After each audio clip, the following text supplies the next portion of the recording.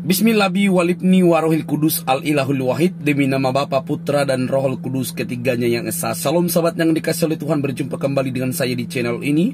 Terima kasih buat teman-teman yang selalu setia mendukung perkembangan channel ini dengan cara subscribe, like, komen, dan share. Tuhan memberkati kita.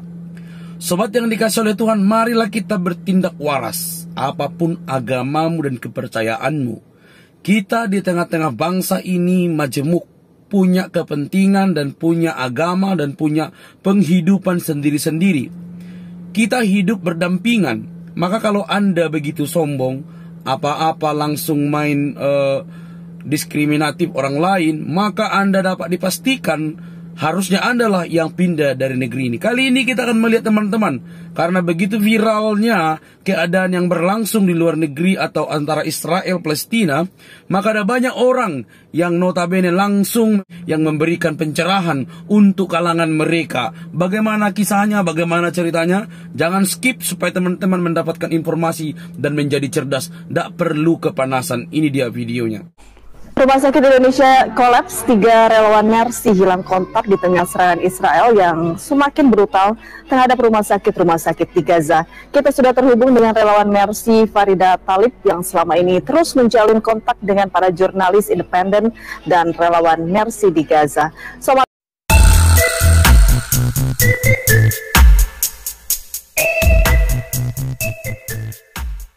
Kristus dialah Tuhan dan Juru Selamat, ya, percayalah kepadanya supaya engkau tidak binasa. Karena segala dosa-dosamu, hanya Yesus yang sanggup bebaskan Anda dari dosa, kutuk, dan maut, dan memberikan kepada Anda hidup yang kekal. Di luar Yesus, Anda pasti binasa. Segera bertobat sebelum terlambat, saudaraku. Ya, ini ada informasi ya dari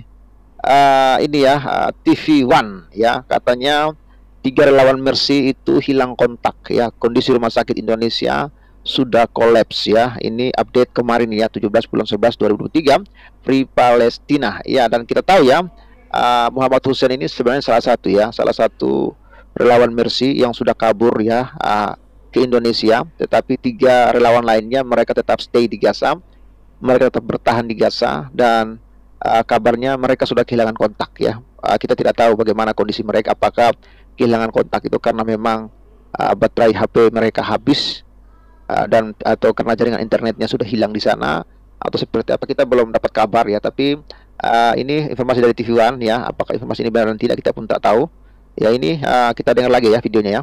Rumah sakit Indonesia kolaps, 3 relawan Mercy hilang kontak di tengah serangan Israel yang semakin brutal terhadap rumah sakit di Gaza. Kita sudah terhubung dengan relawan Mercy Farida Talib yang selama ini terus menjalin kontak dengan para jurnalis independen dan relawan Mercy di Gaza. Selamat siang, Mbak Farida. Assalamualaikum. Selamat siang, Assalamualaikum. Waalaikumsalam warahmatullahi wabarakatuh. Baik, Mbak Farida bisa menceritakan ini bagaimana kondisi terakhir yang disampaikan jurnalis Gaza tentang 3 rekan kita yang masih ada di sana saat ini? Sejauh ini, hari Senin kemarin, saya masih bisa mendapatkan kabar dari salah satu jurnalis, dia itu di Gaza Utara tepatnya. Dia mengungkapkan bahwa anak-anak bertiga itu, Fikri, Reza, dan Farid, baik-baik saja. Saya berusaha untuk meminta apakah saya bisa bicara setidaknya chat atau voice note, dan alhamdulillah salah satu relawan Mercy yaitu Bang Ikhwan mendapatkan voice note dari jurnalis Al Jazeera. Pada saat itu mereka mengungkapkan bahwa 3 relawan itu baik-baik saja. Di hari Rabu saya mencoba lagi di jurnalis Palestina di Gaza Utara lainnya untuk setidaknya menanyakan apakah mereka bertiga itu masih aman. Mereka menjawab mereka ada di rumah sakit dengan baik-baik saja, mendapatkan makanan. Saya sempat bertanya apakah mereka tinggal di Wisma atau di rumah sakit, karena kebetulan jaraknya cukup dekat, ya, Mbak. Mereka bilang anak-anak moving around, jadi berputar dari rumah sakit ke basement dan juga ke Wisma. Jadi alhamdulillah sampai hari Rabu ketiga relawan Mercy dinyatakan sehat walafiat. Baik, jika tadi Anda menyebut bahwa ada komunikasi dengan jurnalis lain di Palestina, gitu ya, apa yang menjadi kendala ketika relawan Mercy itu tidak bisa berkomunikasi dengan Anda di Indonesia? Betul, saya sempat tanyakan ke salah satu relawan Mercy yang di Jakarta. Saya sempat menanyakan kenapa mereka tidak bisa memberikan chat atau apapun, tetapi jurnalis lokal walaupun mereka juga sekarang mengupdate keadaan di rumah sakit itu tidak intens seperti minggu lalu, ya, Mbak.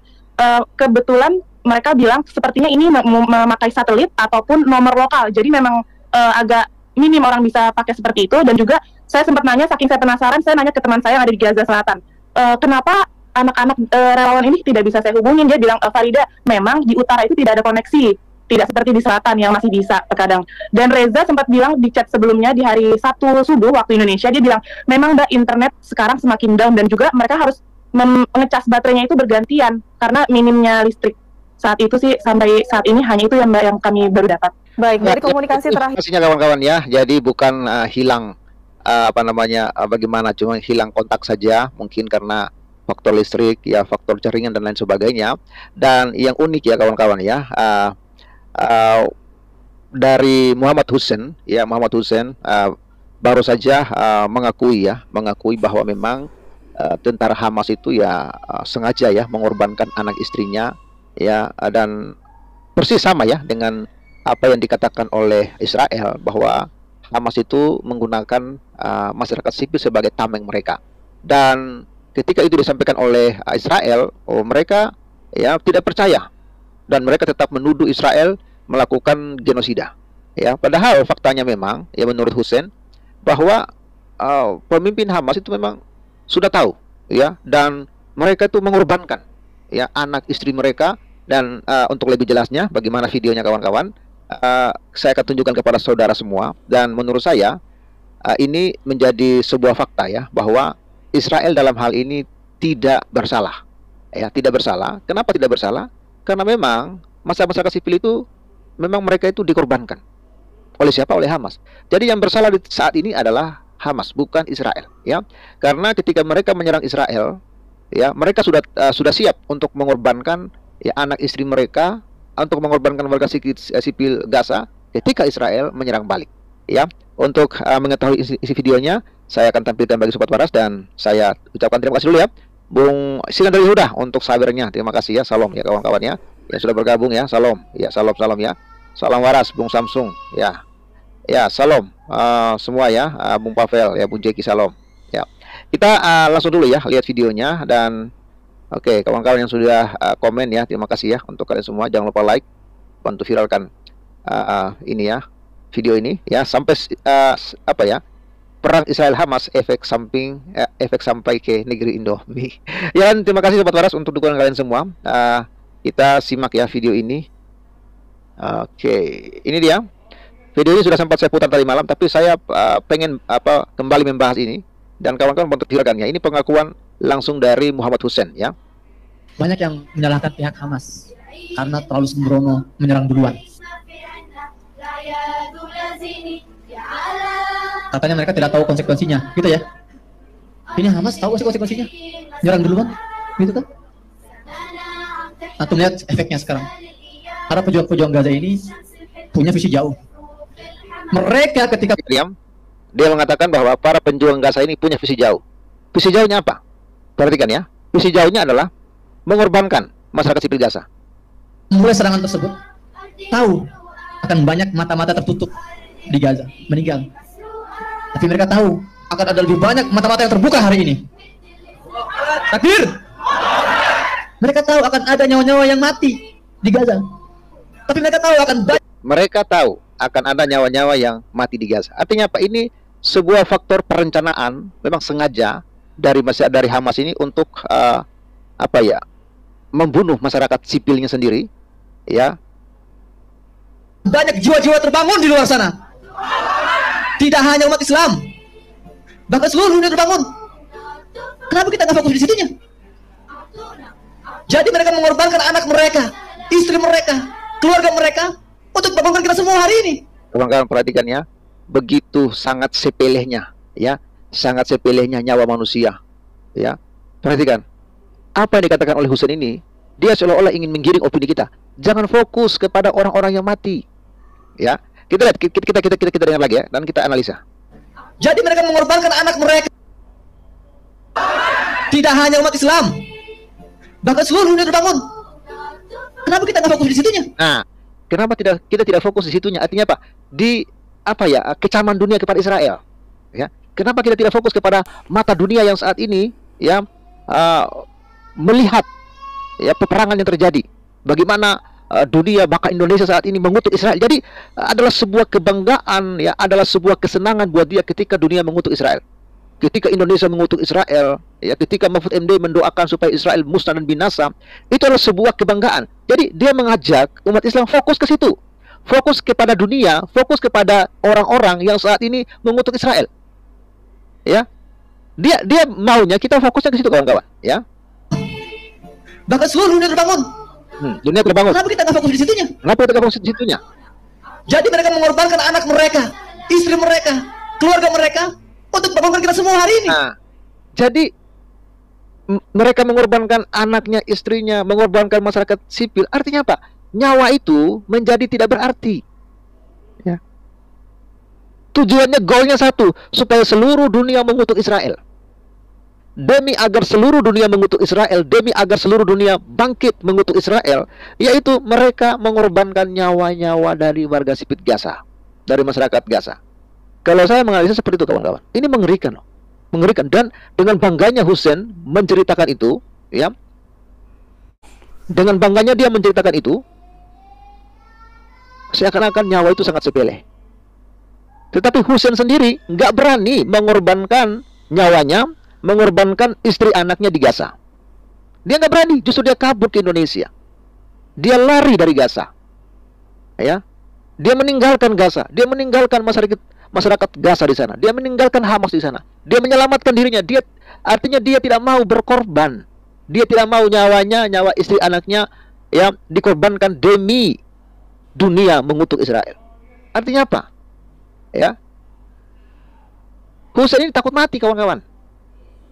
Tapi dia dengan mudahnya, dengan gampangnya mengatakan bahwa perhatikan, lihat Hamas itu, mereka rela mengorbankan istrinya, rela mengorbankan anaknya demi dunia.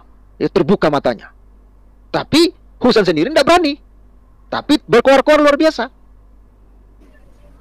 Maka tolong, jangan kembali biarkan mati kita tertidur setelah ini.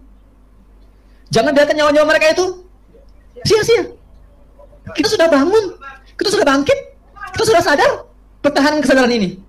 Jadi saya agak ngeri loh, ya, sampai segitunya, ya, bahwa nyawa itu menjadi tidak berarti apa-apa, ya.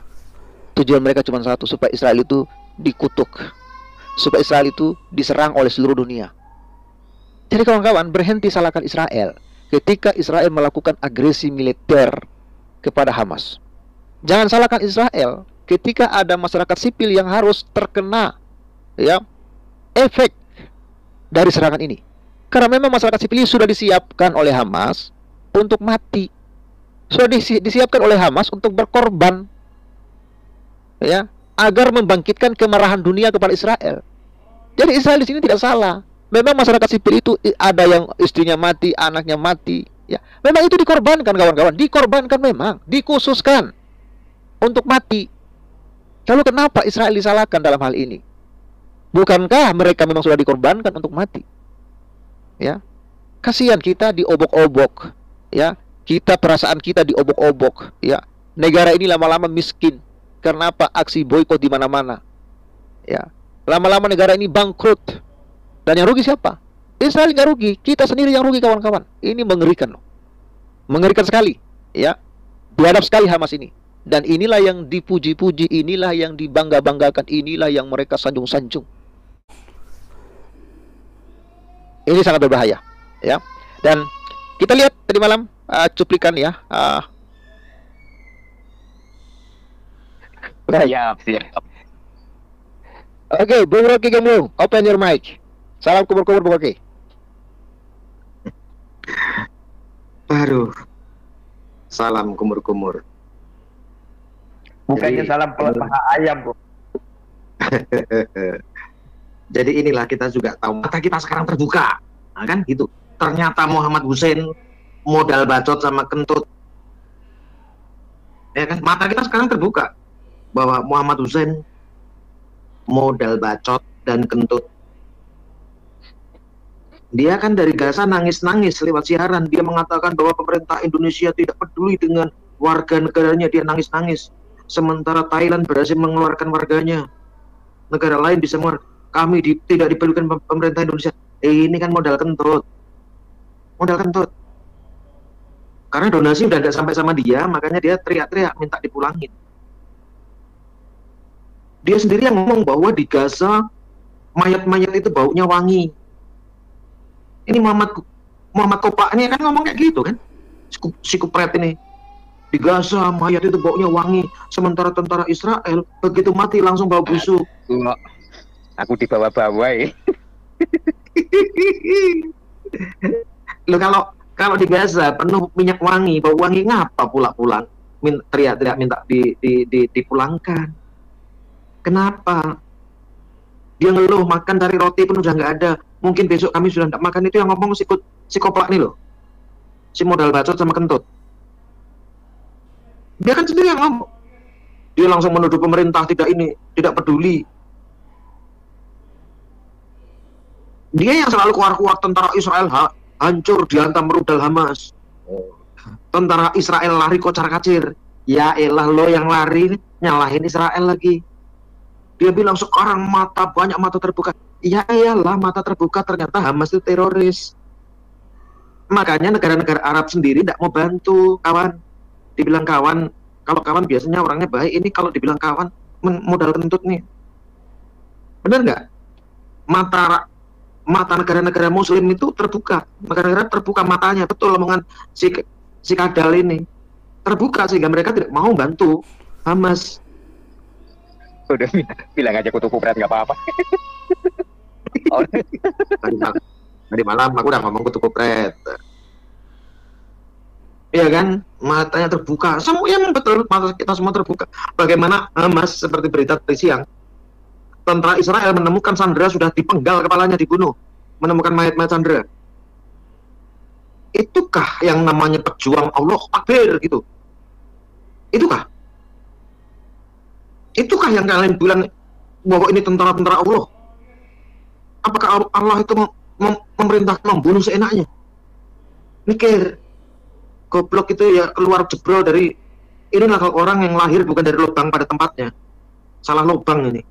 Maka mulutnya isinya kentut doang adanya. Di mana-mana seluruh agama mengutuk dan melarang membunuh sesama. Itu semua agama.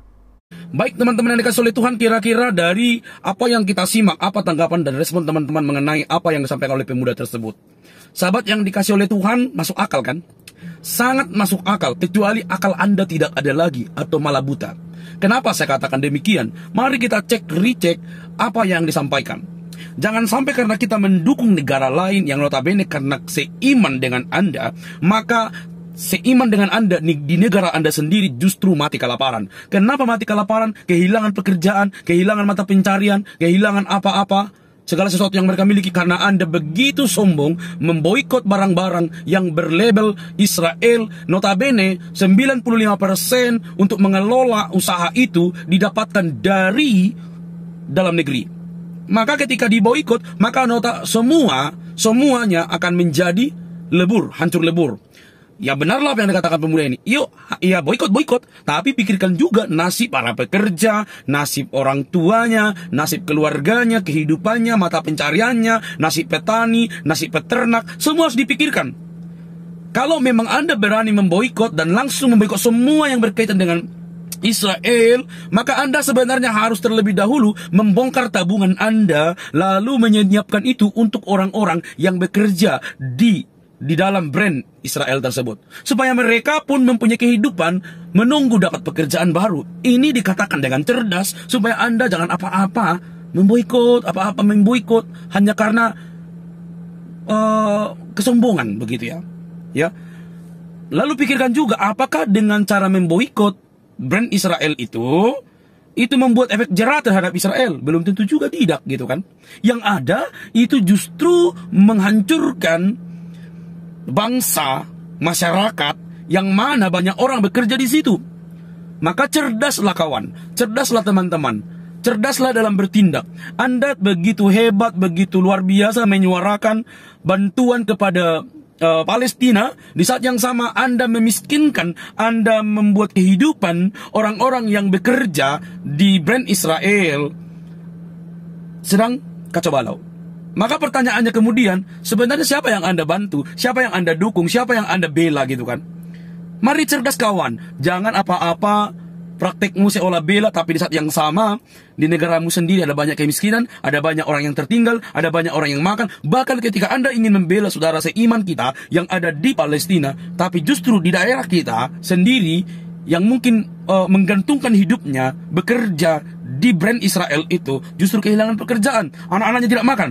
Terkecuali Anda sudah berani memberi mereka makan selama mereka tidak bekerja, selama mereka belum mendapat pekerjaan, Anda beri makan dari tabungan Anda.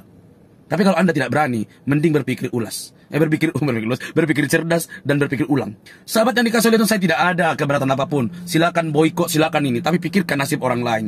Jangan karena kita sombong, jangan karena kita arogan, jangan kita ponga, kita akhirnya apa? Apa-apa boikot, apa-apa kutuk, apa-apa begini. Tapi di saat yang sama orang yang bekerja di sana kita abaikan. Di negara kita ini banyak kemiskinan, banyak orang yang susah. Maka kita perhatikan sebagai saudara kemanusiaan. Saya setuju, kita harus membela kemanusiaan.